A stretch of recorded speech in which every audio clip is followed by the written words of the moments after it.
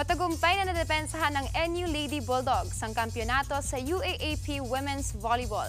Pinangunahan sila ng graduating ng sina Alyssa Solomon at season MVP Bella Belen. Nasa frontline ng balitang yan si Ian Suyu. What happened, Bella? Why are you crying again? I know, championship, right? Emosyonal ang NU Lady Bulldogs at star player nilang si Bella Belen matapos madepensahan ang UAAP Women's Volleyball Championship. Na-sweep nila ang De La Salle Lady Spikers sa Game 2 ng torneo. Dekalibreng chemistry ang ipinakita ng Lady Bulldogs patungo sa tagumpay. Ito ang ika-4 na sunod na taon na nakapasok ang NU sa finals at sa 4 appearances na yan, 3 beses silang nagkampiyon. Patunay lamang na sila pa rin ang pinakadominanteng team sa buong liga.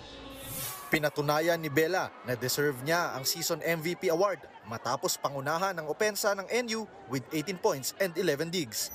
Naka 13 puntos naman ang katandem niyang si Alyssa Solomon. Ito na ang huling taon ng dynamic duo sa Lady Bulldogs.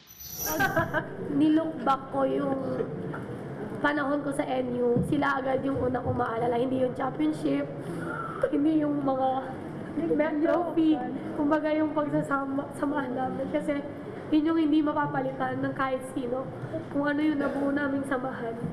Special siya kasi nga na-achieve na namin yung goal namin, which is yun nga, mabigyan yung NU ng back-to-back championship, which is yun yung goal namin season 85. So parang ang nangyari is bawi namin to dun sa heartbreak na yun.